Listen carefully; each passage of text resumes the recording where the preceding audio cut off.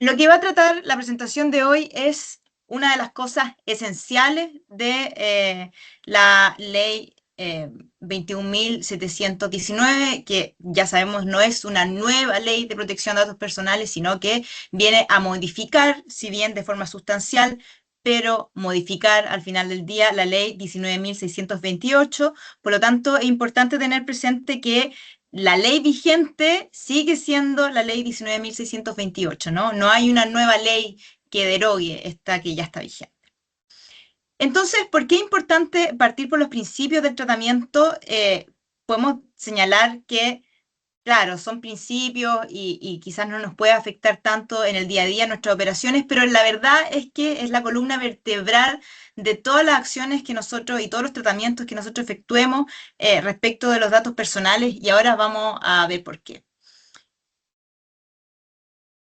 Estos son los principios fundamentales, ¿cierto?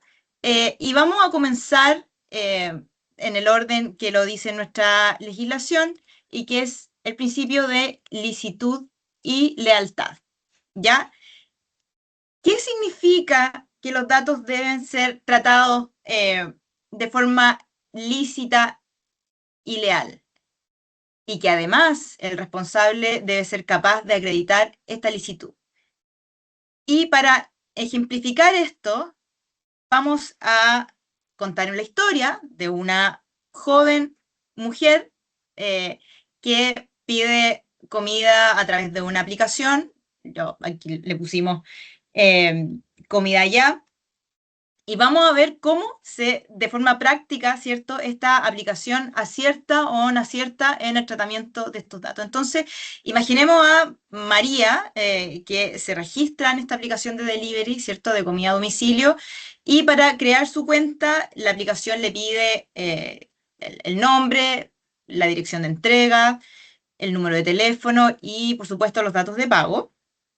María lee el aviso de privacidad, acepta que sus datos se usen para gestionar los pedidos, con estos datos que ella acaba de dar, y empieza perfectamente a utilizar el servicio. ¿Cómo esta aplicación estaría tratando correctamente los datos conforme al principio de licitud y lealtad? Lo estaría haciendo cuando Comida Ya utiliza los datos de María exclusivamente para lo que les dijo que lo utilizaría, ¿ya? Es decir, para procesar sus pedidos, para cobrarle, para enviarle la boleta, para contactarlo si hay algún problema, ¿cierto?, en la entrega. Y además, la dirección de María solamente la deberían ver quién, o sea, los repartidores asignados a sus pedidos, ¿cierto? Lo mismo con el número de teléfono, que solamente se tiene que usar para los avisos relacionados con el servicio, y no otra cosa como el marketing, por ejemplo. Y bueno, eso lo vamos a ver más adelante. Entonces, un día esta aplicación quiere lanzar un programa de descuentos personalizado y que analiza los hábitos de consumo de los consumidores, de los usuarios. Y antes de hacerlo, o sea, para actuar de forma correcta, envía a María un mensaje claro explicándole en qué va a consistir este programa, qué datos van a usar, para qué, y le da la opción real, es decir, que ella puede negarse o puede aceptar para participar en este programa. Además, si ella hubiese, ¿por qué digo que opción real? Porque si ella hubiese dicho que no, hubiese podido seguir usando, ¿cierto?, la aplicación, ¿no?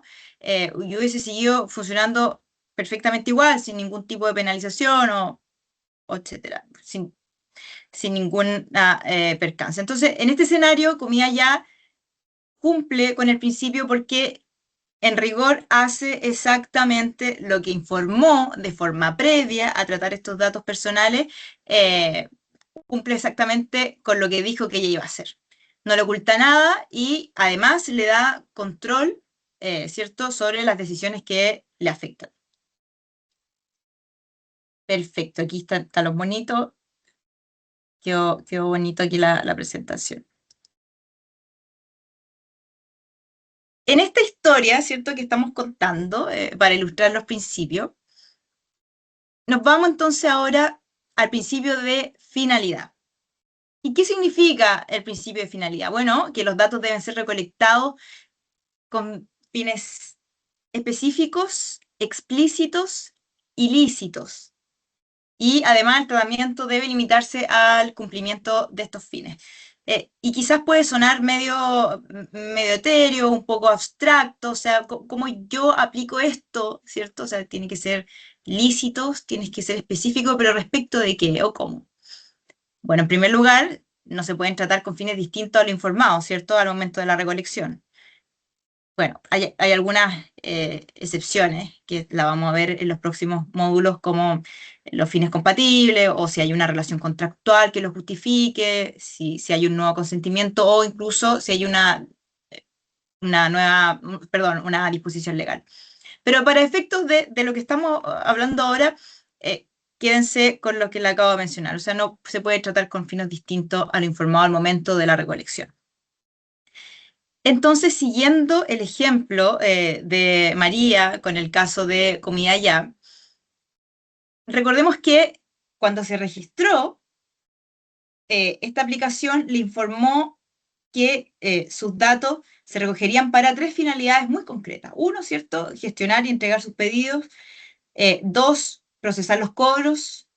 Tres, enviarle los recibos de compra. Y sabiendo estas condiciones, María aceptó y empezó a utilizar la aplicación con mucha tranquilidad.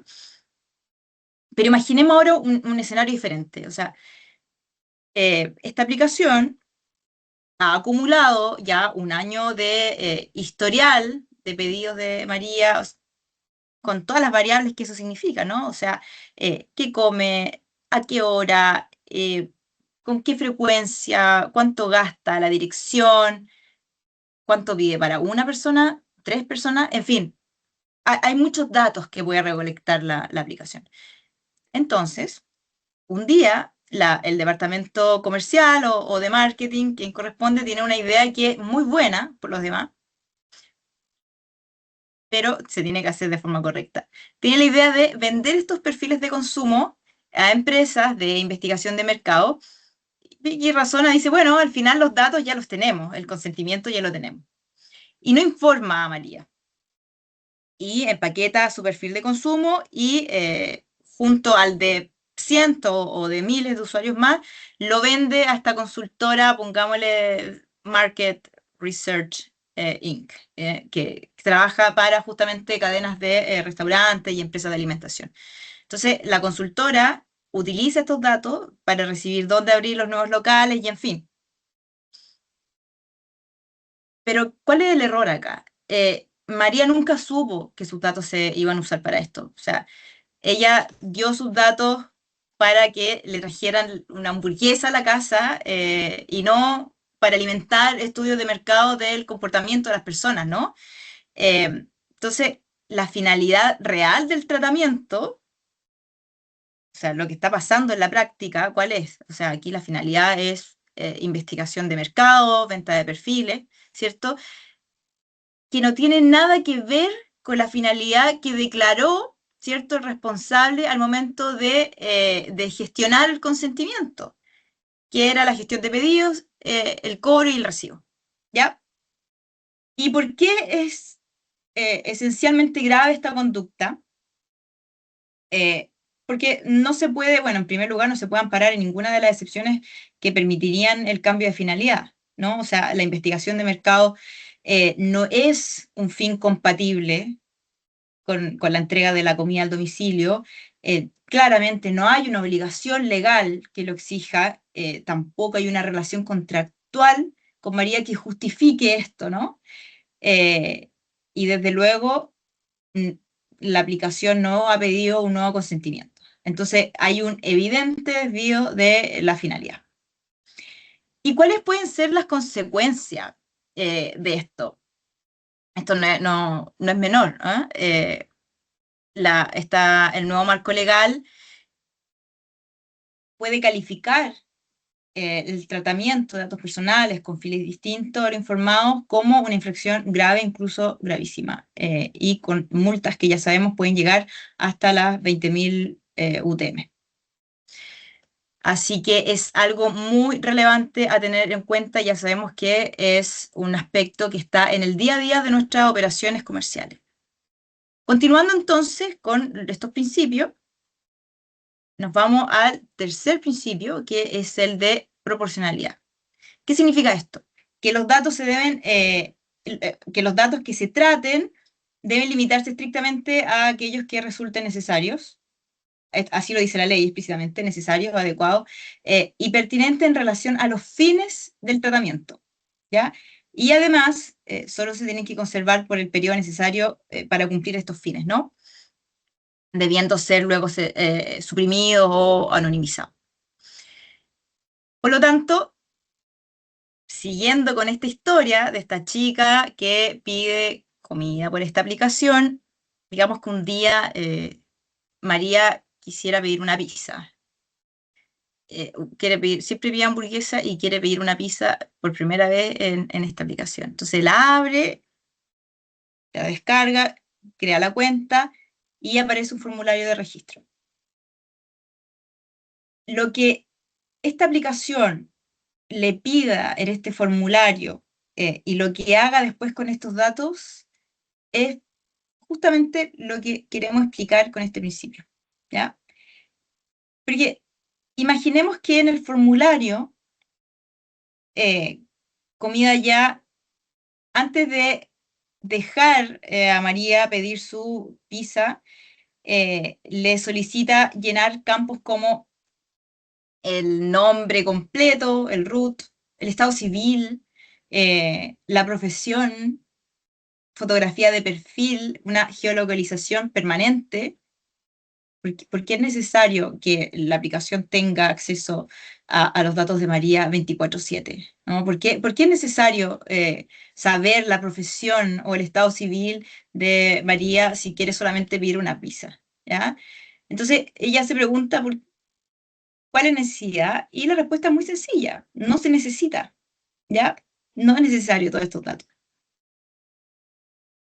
Y como les decía también, o sea, la geolocalización permanente es otro muy buen ejemplo, y que a veces nos ha pasado a nosotros en la vida cotidiana con cualquier aplicación, de que aceptamos, y al final esta aplicación le llegan estos datos de forma constante, ¿ya? Y eso ya no va a poder pasar o va a ser multable, digamos, cuando entre en vigor esta nueva normativa. Entonces, y tenemos finalmente el problema de la conservación. ¿Qué ocurre si comida ya no borra nada nunca? O sea, los datos de usuarios que cancelaron su cuenta hace 3 años, siguen almacenados, direcciones antiguas, números de teléfono, que la empresa conserva por si algún día vuelven, o quizás podrían servir para análisis futuro, pero sin ninguna base legal que justifique precisamente esa retención indefinida, ¿no? Eh, Además que estos datos que continúan almacenados sin necesidad están súper expuestos a brechas de seguridad que afectaría a personas que ni siquiera son clientes. Entonces aquí también se abre otro riesgo, ¿no? ¿Y cuál podría ser las consecuencias de esta infracción? Bueno, también, ¿no? Recolectar datos que no son necesarios o conservarlos más allá del periodo justificado puede ser una infracción grave o gravísima, ¿ah? Con los montos que ya hemos mencionado. Pero bueno, ya vimos el supuesto práctico, ya sabemos cuáles podrían ser las potenciales infracciones, pero hay una consecuencia que a menudo, creo yo, se pasa por alto. Cuanto más datos se acumulan sin la necesidad, mayor es la exposición ante una brecha de seguridad, ¿no? O sea, si la aplicación sufre un ciberataque, no solo se van a filtrar los nombres y las direcciones eh, que son necesarias para el servicio de sus propios clientes, sino que también hay otros datos, por ejemplo, los ingresos o la composición familiar, etcétera, y entonces el daño se va a multiplicar precisamente porque no se guardó los datos que eran estrictamente necesarios, ¿ya? Entonces, cuál es el consejo si queremos cumplir con este principio. Cuando nosotros vamos a solicitar un dato, ¿no? Nos tenemos que preguntar, ¿realmente necesito este dato para lo que estoy haciendo? Si nos respondemos no, pero en realidad quizás sí nos podría servir en el futuro o lo guardamos por si acaso, entonces ya definitivamente ese dato no se debería recoger. Y una vez que el dato ha cumplido su propósito, la pregunta que nos tenemos que hacer es, ¿aún necesito conservarlo? Si no se necesita de manera estricta, se tiene que eliminar o se tiene que anonimizar. Eh, Menos datos es menor riesgo, ¿no? Además que menos coste de almacenamiento, menos exposición frente a una brecha y todos los beneficios que eso operacionalmente podría implicar. Perfecto. Bueno, un poco de agüita.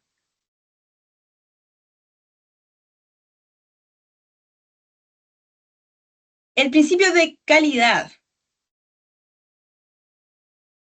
La ley dice que los datos deben ser exactos, deben ser completos, actuales y pertinentes en relación a la proveniencia y los fines del tratamiento. ¿Qué significa esto también? O sea, démosle esta, a mí siempre me gusta ejemplificar y darle esta bajada práctica. Continuamos con este ejemplo de la aplicación y esta chica que pide comida.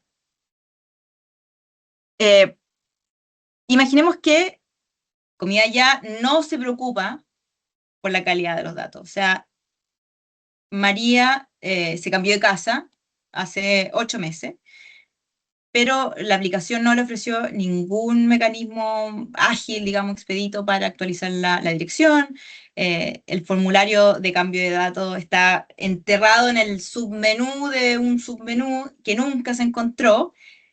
Y en realidad la dirección antigua es la que sigue apareciendo como principal. Entonces, María, un día después de haber trabajado todo el día, decide un viernes por la noche hacer un pedido, está muy cansada, pero se olvidó, ¿cierto?, que la dirección que tenía registrada no es la correcta. Entonces, ¿qué pasa? El repartidor va a llegar al domicilio antiguo, toca el timbre y abre la puerta el nuevo arrendatario del antiguo departamento. El repartidor, ¿qué hace? Entrega la comida, porque esa es la dirección que le aparece ahí en la aplicación, le entrega el pedido, le entrega la boleta o el recibo que muestra, ¿qué muestran estos recibos? Bueno, el nombre definitivamente y el número de teléfono y entiendo yo que al menos los 4 últimos dígitos de la tarjeta, ¿no?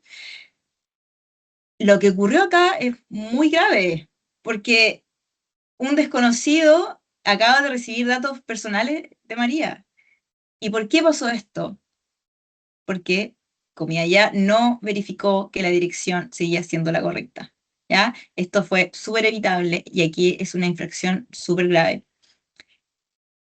Porque acá la infracción ya va más allá de que ese día viernes no le llegó la pizza, ¿no? O sea, probablemente con este tipo de conducta, esta aplicación tiene en su base de datos cientos o miles de usuarios con teléfonos que ya no son suyos, con direcciones que ya no corresponden, ¿cierto? Correos electrónicos que ya no se usan. Entonces, cuando la empresa envía notificaciones sobre pedidos recibidos con datos financieros o códigos de verificación, esa información va a llegar a personas que no son los titulares, ¿no? En el caso de los teléfonos o los correos electrónicos. Por lo tanto, un dato incorrecto no solamente es un inconveniente, digámoslo, operativo, sino que es una puerta muy abierta para una exposición eh, indebida de la información personal ante terceros que no están autorizados. Para colmo de males, en esta aplicación, ¿no? Cuando María intenta corregir los datos, la aplicación le pone trabas, ¿no? Le exige, por ejemplo, enviar un correo electrónico a un buzón de soporte genérico que se demoran semanas en responder. Además le pide, no sé, que junte documentación que acredite, es decir, es súper engorroso esto, ¿no? Eh, y quizás tras varios intentos, la información sigue sin corregirse en todos los sistemas. Entonces, la aplicación ya no solamente tiene datos inexactos, sino que además, incumpliendo este principio, dificulta activamente que el titular los corrija. ¿Y cuál podría ser las consecuencias? Lo mismo, ¿no? Bajo esta nueva legislación, negar o obstaculizar el ejercicio de los derechos del titular, incluida la rectificación, se consideran como infracciones graves, con multas que pueden ir hasta las 10.000 UTM. Así que, bueno, yo creo que la idea clave acá es que el principio de calidad se resume en una obligación de sentido común, ¿no? O sea, si vamos a guardar datos de una persona, asegúrese al menos que sean los correctos.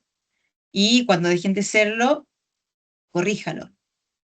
Eh, un dato equivocado no es un problema menor ni un simple error administrativo. O sea, puede hacer que información personal de alguien acabe en manos de quien no debe, o que le niegue un servicio por un error en su perfil, o que se tomen decisiones sobre esa persona basadas en información que en realidad no se ajustan nada a la realidad. Y tenemos, bueno, todavía no tenemos la agencia de protección de datos en nuestro país, pero sí es conveniente quizá observar cómo ha fallado en estos casos la Agencia Española de Protección de Datos Personales. Y esta sancionó, por ejemplo, una empresa que comercializaba gas por remitir un contrato de suministro o una dirección incorrecta, exponiendo los datos personales del reclamante, ¿no? A un tercero desconocido. Eh, la sancionó con 100.000 euros. Puede no ser tanto, hay otras sentencias con multas mucho más ejemplificadoras, pero lo que quiero decir es que es algo que se sanciona y algo que quizás le podría costar caro a nuestra organización.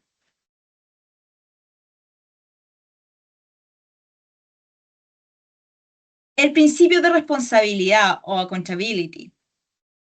Ya, hemos revisado, ¿cierto?, cuáles son los principios que nos regirían hasta ahora.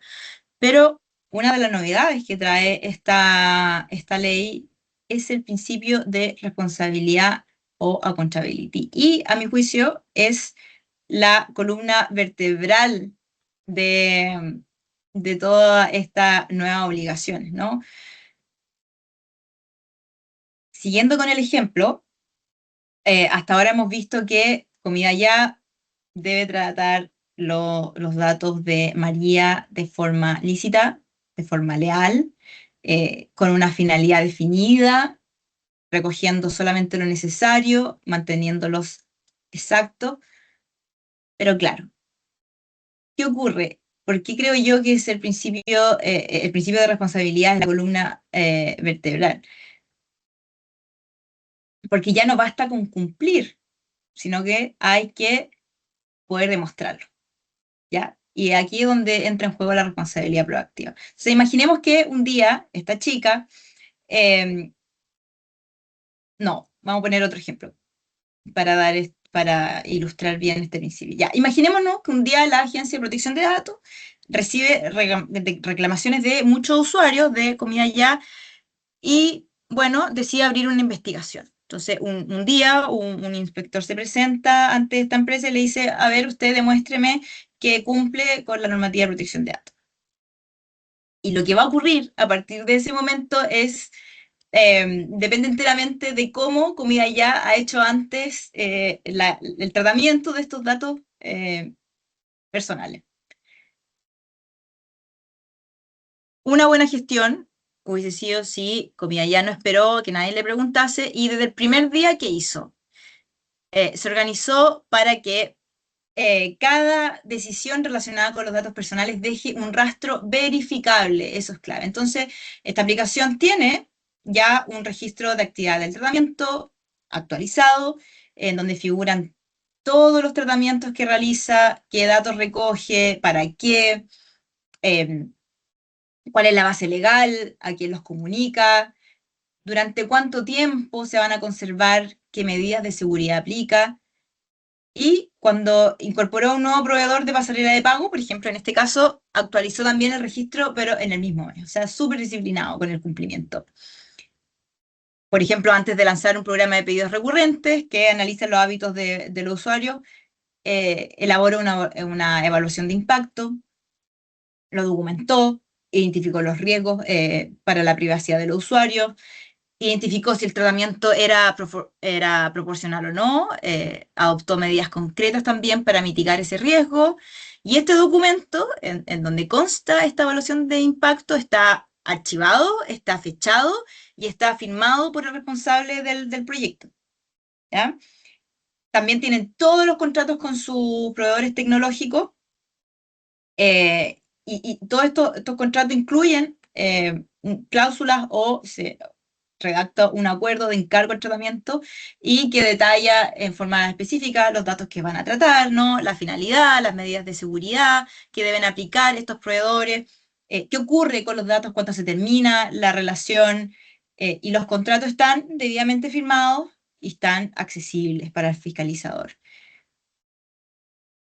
Otra cosa que hace en cumplimiento es eh, formar a sus empleados periódicamente, ¿ya? Porque esto también es muy importante, ¿ya? Este cambio de paradigma, la educación de no solamente los titulares de los datos personales, sino y las organizaciones, por supuesto, pero si no, pero también es muy relevante, yo diría uno de los mayores, es que los trabajadores, los empleados, estemos informados cuáles son los alcances de esta nueva legislación. Por lo tanto, las capacitaciones y las formaciones son esenciales.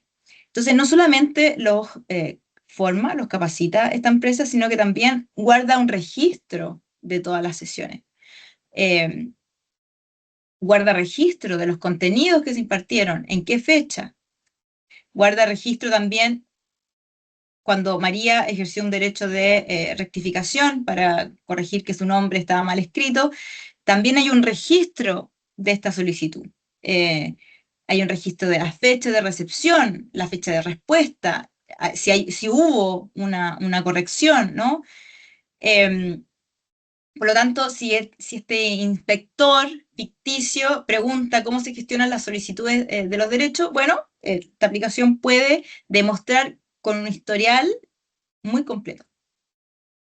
Entonces, en esta fiscalización, ¿cierto?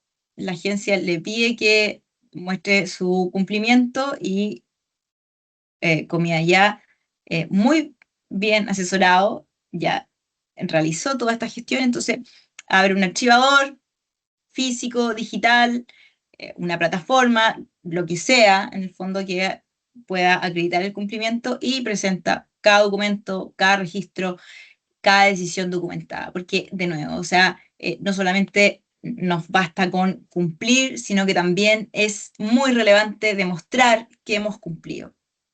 Entonces, una de las ideas fuerza o una de las ideas claves es cumplir con la normativa de protección de datos. Es como, como manejar respetando el límite de velocidad, ¿no? O sea, hay que poder demostrarlo, hay que como llevar un tacógrafo encendido, no sé, o sea, si te para un policía y dices como, no, yo iba a 120, pero no tienes cómo probarlo, en realidad tu palabra no basta mucho. Perfecto. Todo bien hasta acá. El principio de seguridad. En este caso, el responsable debe garantizar estándares adecuados de seguridad, o sea, protegiendo los datos contra el tratamiento que no sea autorizado o ilícito, o también contra su pérdida, contra su filtración, daño accidental, etc. ¿Ah? Entonces, ¿cómo aplicamos este principio en este mismo caso que hemos ya seguido la vía de María, que pide comida en la aplicación? Entonces, la base de datos de comida ya, sabemos que contiene el nombre, la dirección, el teléfono, datos de la tarjeta de crédito no solamente de María, sino de cientos de miles de usuarios. Y esta información, como ya sabemos, tiene un valor enorme. Eh, no solamente para la empresa, ¿no? Sino también para quién, para un ciberdelincuente. Entonces, el principio de seguridad parte de esta premisa que es súper simple. O sea, si vas a custodiar datos de otras personas, debes también poder protegerlos como lo que son. O sea, debes poder protegerlo como lo que son, que es información que las manos equivocadas puede causar un daño muy real. Entonces, veamos, ahora hemos revisado, ¿cierto?, a lo largo de esta presentación, eh, cómo Comida Ya cumple con esta legislación. Pero, ¿qué pasa, por ejemplo, en un escenario distinto? Esta aplicación creció muy rápido y en realidad la seguridad nunca fue una prioridad. Entonces, los datos de María, que ya lo hemos dicho largamente en esta presentación, ¿cierto?, están almacenados en una base de datos, pero esta base de datos está sin cifrar. La contraseña de acceso al panel de administración es, no sé, Comida Ya 2026. No se ha cambiado desde que se creó la empresa. Todos los empleados, tienen acceso al mismo nivel de información. Muy precoz. Entonces, una mañana, un atacante explota una vulnerabilidad que era conocida de Comida Ya y que no había parchado hace meses, y accede a la base de datos completa, descarga los registros de 200.000 usuarios, ¿ah? Nombres, direcciones, teléfonos, etc. Y María, consumidor, se entera de la brecha no porque Comida Ya se lo haya notificado, sino porque el banco, miren lo grave, porque el banco la llama para informarle de un cargo de 800 euros en Tumtum realizado con la tarjeta, en otro comercio, en otro lado.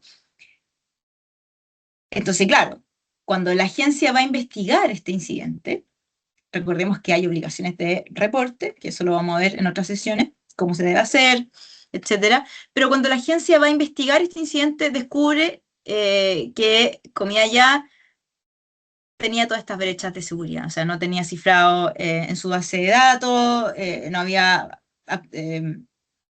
aplicado las actualizaciones de seguridad del servidor, no contaba con registros de acceso, ¿cierto? O sea, no había realizado nunca una auditoría de seguridad, no había un plan de respuesta frente a las brechas, tampoco notificó el incidente a la agencia dentro del plazo legal, o sea, tardó semanas en hacerlo, porque en realidad nadie sabía que existía esta obligación. Entonces, esto puede ser muy grave.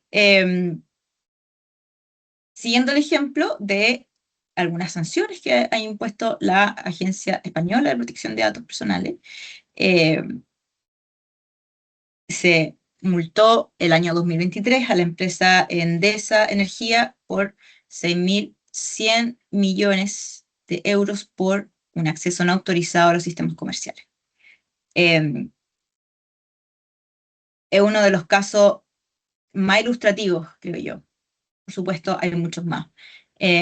Pero una brecha de seguridad no solamente le puede costar caro a la organización por lo que significa, ¿cierto?, que se filtren los datos personales de tus clientes, sino que también trae multas que podrían impactar gravemente en el negocio, ¿no?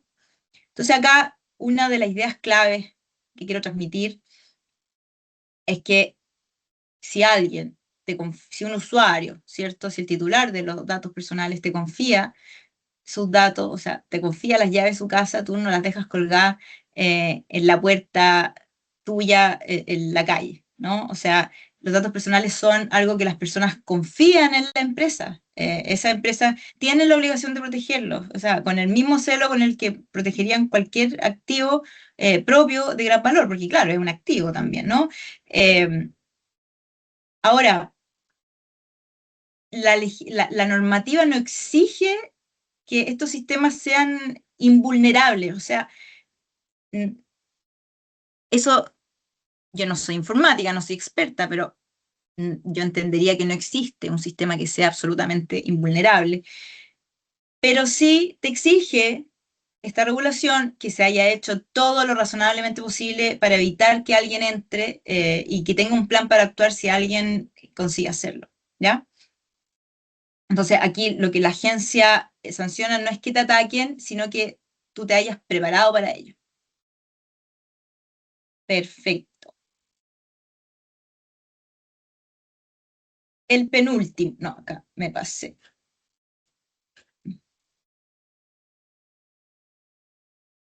No, ah, ah, ah.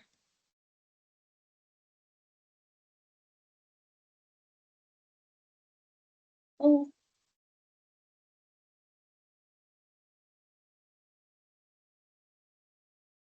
tenemos aquí una brecha.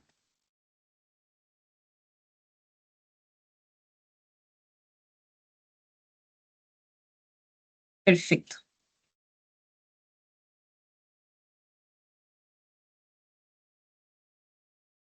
Transparencia e información. El principio de transparencia e información. El responsable, ¿qué significa esto? Que el responsable debe entregar al titular toda la información necesaria para que, para que el ejercicio de su derecho, incluyendo las políticas y prácticas para el tratamiento, y estas se deben encontrar permanentemente accesibles de manera precisa, de manera clara y de manera inequívoca eh, para el usuario, ¿ya? También esto lo vamos a desarrollar en el bloque 3 de estas presentaciones que estamos haciendo. Siguiendo con nuestro ejemplo, imaginémonos que María lleva meses usando esta aplicación sin ningún problema, pero un día recibe un correo electrónico de una cadena de restaurantes a la que ella nunca le dio sus datos, ella nunca ha consumido ahí, y el correo además la saluda por su nombre. Le menciona el barrio, le ofrece descuentos de platos que más o menos coinciden con los que sospechosamente ella ha pedido a comida ya. Entonces, lógicamente, como usuario, nos preguntamos, bueno, ¿cómo tienen mis datos, no? O sea, coinciden con el comportamiento que yo he tenido respecto de comida ya, ¿se lo ha compartido? O sea, surge la alerta, ¿a quién más le ha dado mis datos? O sobre todo, ¿por qué no me informaron de esto? ¿Ok? Entonces, ¿cómo actuaría bien esta aplicación? Actuaría bien cuando María se haya registrado en esta aplicación antes de pulsar crear cuenta. eh, Esta aplicación le mostró un aviso de privacidad redactado en un lenguaje que una persona sin información jurídica puede entender. Yo creo que el 100% de lo que estamos acá hemos a veces aceptado ya para usar la aplicación, porque los términos de privacidad, los avisos de privacidad en realidad son 90 páginas con una letra de 3, o sea, nadie va a leer esos avisos. Entonces ahora esto cambia, ¿ah? Porque esta información tiene que ser redactada y tiene que esta información llegarle al cliente, ¿ya? Este aviso también tiene que explicar quién es el responsable del tratamiento, ¿ya? En este caso se identifica precisamente comida ya, la dirección, los datos de contacto. Debe este aviso también indicar qué datos recoge. Nosotros vamos a recoger, María, tu nombre, tu dirección, tu teléfono, tu correo y tus datos de pago. ¿Para qué los usa? Nosotros los vamos a usar para gestionar tus pedidos, para cobrar y para enviar los pedidos. ¿Durante cuánto tiempo los conserva? Entonces nosotros tenemos que indicar, bueno, los vamos a conservar mientras la cuenta esté activa y el periodo legal de conservación fiscal, por ejemplo. O sea, tiene que indicarse. ¿A quién se los va a comunicar? ¿A quién se los va a comunicar en este caso? Probablemente al repartidor asignado, a la pasarela de pago, y si María acepta voluntariamente, quizás a restaurantes asociados para promoción, etcétera. Pero todo eso tiene que estar explícitamente indicado. Y también, muy importante, los derechos que tiene María. Usted tiene derecho a derecho a acceso, rectificación, supresión, oposición, portabilidad, eh, bloqueo y también la forma en que ella los puede ejercer, ante quien ella debe reclamar si no se siente satisfecha, ¿cierto? Con esto, con la forma en que se están ejerciendo. Es muy importante que esta información esté permanentemente accesible en la sección de privacidad de la aplicación, en el pie de la página del sitio web, ¿ya? Sin la necesidad de que necesariamente se inicie sesión, ¿ya? Es lo recomendable. Entonces, cuando Comida Ya actualice su política, ¿ya? Por ejemplo, para incorporar un nuevo proveedor de análisis de datos, tiene que enviar a María una notificación dentro de la aplicación explicándole qué ha cambiado en este aviso y por qué, y en lugar de modificar silenciosamente el documento esperando que nunca nadie lo note, ¿no? Eso ya es una infracción.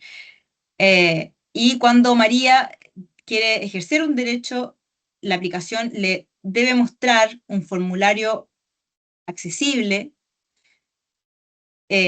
con instrucciones claras, ¿no? No una cosa enorme y yo no sé dónde tengo que ejercer el derecho, tiene que mandar, como explicábamos anteriormente, un correo a tal dirección y en realidad nadie que usted recibe, o sea, tiene que ser algo muy expedito, ¿ya?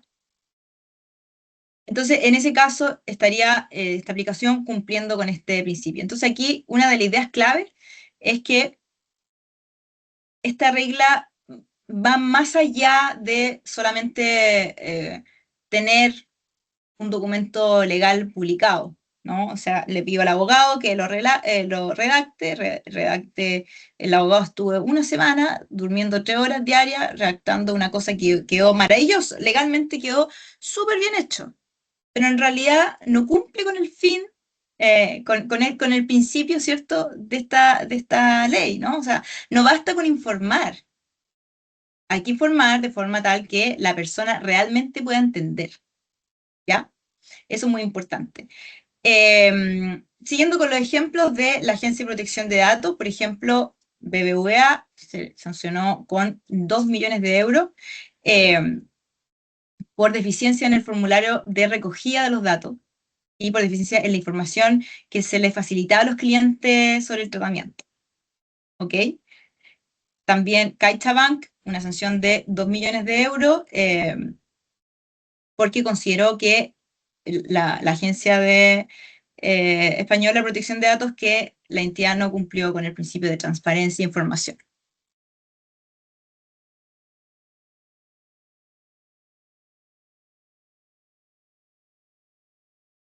Y nos vamos al último principio que vamos a revisar hoy, y es el último contenido que vamos a revisar hoy. Mi gato se subió acá. El principio de confidencialidad. En este caso, el responsable y todos quienes tengan acceso a los datos deben guardar el secreto o confidencialidad incluso después de concluida la relación con el titular. ¿Ah? Esto es muy importante. Siguiendo con este ejemplo, sabemos que esta aplicación tiene los datos de María y Comida Ya cada vez que hace un pedido, ¿cierto? Tiene los datos del nombre, la dirección, el teléfono y todo lo que ella come los viernes. Pero María no solamente se lo estaba confiando a la empresa en abstracto, la empresa están formadas por personas concretas, el desarrollador que mantiene la base de datos, el agente de atención al cliente, el analista de marketing, en fin, el repartidor. Entonces, el principio de confidencialidad dice y exige que todas estas personas, ¿no?, deben tratar la información de María como lo que es, algo que le han confiado, no algo que les pertenece, ¿ya? Y que esta obligación tampoco termina cuando dejan de trabajar en esta compañía, ¿ya? Esto es muy importante. Entonces, ¿cómo esta empresa, esta aplicación estaría cumpliendo con este principio? Por ejemplo, Comida Ya incorpora una cláusula de confidencialidad específica sobre los datos personales en los contratos con todos sus empleados, con los colaboradores externos también, los proveedores, etcétera.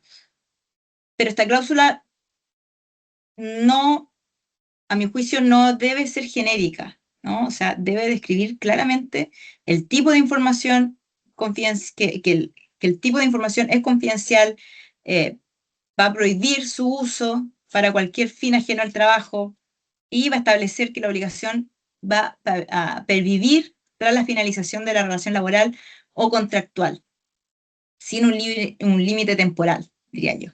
¿Ah? Entonces, cuando un empleado del equipo de atención al cliente va a dejar la empresa, Comida Ya inicia un protocolo de desvinculación, claro, o sea, que revoca sus credenciales de acceso a los sistemas el mismo día en que se baja, retira los permisos de acceso a la base de datos, recoge los dispositivos corporativos y le va a recordar por escrito que su deber de confidencialidad de los datos personales de los usuarios que conoció mientras trabajaba en esta compañía durante su trabajo, ¿cierto? Continúa vigente, aunque ya no forme parte de esta empresa. ¿Ya? Lo mismo ocurre con los proveedores, por ejemplo, las empresas de call center que gestionan a veces incidencias telefónicas. eh, Hay una obligación que prohíbe, perdón, extraer toda esta información. ¿Qué ocurre, por ejemplo, en el caso de que Comida Ya no tenga un protocolo de desvinculación ni cláusulas de confidencialidad específica, y un empleado de X departamento que trabaja, digamos, marketing, para especificar bien lo que quiero decir, eh, que ha trabajado durante años en esta empresa, tiene un acceso completo a la base de datos de los usuarios, los nombres, ¿cierto? Las direcciones, los teléfonos, el historial de compra, etcétera. Y empleado, este trabajador del departamento de marketing, un día deja la compañía. Esto se aplica a toda la industria, ¿no? Se aplica dejar la compañía para irse a una empresa competidora. Y antes de irse, descarga en un disco externo una copia de la base de datos completa y nadie lo detecta. O sea, Comida Ya no tiene los protocolos y no se da cuenta porque no tiene registro de acceso, no tiene alertas de descarga masiva. Sus credenciales siguen activas 3 semanas incluso después de que se da de baja, porque nadie las revocó. Entonces, claro, puede ser, eh, no puede ser, es peligroso, es conflictivo, porque esta persona puede desde su nueva empresa quizá utilizar estos datos para lanzar campañas de captación dirigida, puede enviar mensajes promocionales a los antiguos usuarios, etcétera. Y es una empresa que no recogió el consentimiento de estos usuarios, ¿ya? Entonces, un día María recibe un mensaje de texto de una empresa a la que jamás dio sus datos, la llama por su nombre, menciona su barrio, de nuevo, o sea, y ella siente que esta información ha sido expuesta y tampoco sabe por qué esta otra compañía con la que nunca ha tratado la tiene. Aquí, frente a una fiscalización del regulador, Comida Ya no puede demostrar que hizo algo para evitarlo. O sea, no tenía cláusulas de confidencialidad.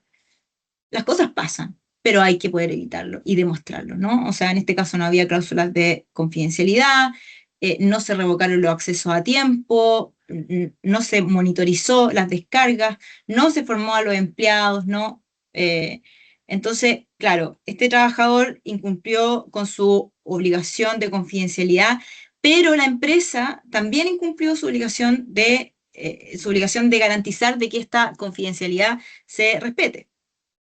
Y las consecuencias eh, pueden ser también muy brutales para la compañía. Y siguiendo con la ilustración de los casos de la Agencia Española de Protección de Datos, hay una sanción de 200.000 euros a una empresa que reveló la identidad de denunciantes en un procedimiento interno de acoso, eh, exponiendo los datos personales sensibles a terceros no autorizados y vulnerando también el deber de confidencialidad. Si googlean, hay muchos, muchos, muchos ejemplos que pueden servirnos, digamos, para más o menos saber cómo podría razonar acá nuestra agencia. Para finalizar, yo creo que acá la idea clave es que este principio se puede explicar con una regla que todos entendemos. Lo que tú sabes por tu trabajo se queda con tu trabajo. Y también cuando deja ese trabajo. Y es importante, por eso son buenas e relevantes las capacitaciones y que todos tengamos en el ADN lo que significa el buen tratamiento de los datos personales, ¿no? Entonces, una empresa que maneja este tipo de datos no se puede limitar, lamentablemente, a confiar en la buena voluntad de los trabajadores. Se debe asegurar mediante contratos claros, controles de acceso, protocolos de vinculación, de que la información de las personas esté protegida frente a este uso indebido, tanto mientras dura la relación laboral como después de que termine, ¿no? Nosotros, o sea, la compañía tiene este deber de garante frente a los datos personales que pertenecen al titular, no pertenecen a la compañía.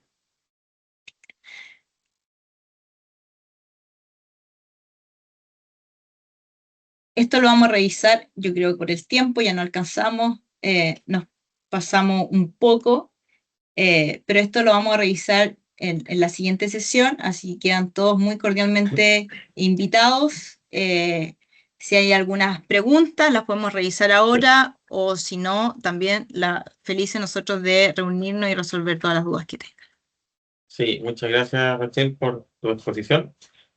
Vamos a ir bueno, a contarles que hay un segundo webinar que ya está publicado en la página web y también quiero mostrarles, antes de pasar a las tres preguntas que seleccionamos, cómo se ve un portal de titular mirando sus consentimientos.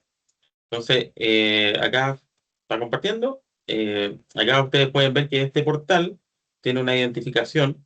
Y acá hay un tema súper importante que uno tiene que verificar que esa persona sea la que está ejerciendo derecho. Entonces hay un proceso de verificación, puede ser cédula de identidad o algún otro tema, como un código de segundo factor. O sea, en este caso, el ejemplo, vamos a verificar el correo que llega un código que llega al correo electrónico y donde el titular va a poder ver todos los derechos que está ejerciendo, o sea, todos los consentimientos que dio, pero también este titular muchas veces también es trabajador, entonces también recibe documentos como documentos que están acá para el sistema de contrato, políticas, y por ejemplo en los consentimientos podemos ver acá un detalle de marketing, donde está, por ejemplo, aquí lo que le dio permiso esa vez que hizo la aceptación de los consentimientos. Entonces puso oferta y correo electrónico, dijo que no a las comunicaciones por WhatsApp. Entonces acá está todo el detalle y la trazabilidad en el caso de que la agencia vaya y pida información de cuándo fue, para qué finalidad, qué cosas dijo que iba a hacer con los datos que iba a trabajar. Entonces uno puede ver y, por ejemplo, puede ver incluso el texto que aceptó. Entonces eso también es súper importante porque tú estás aceptando algo y la empresa no puede hacer caso omiso a lo que tú hiciste en la aceptación. Entonces queda registrado esto. Entonces, toda esa trazabilidad es la que te permite a ti disminuir las multas y avanzar hacia una entrega adecuada al cumplimiento de la ley.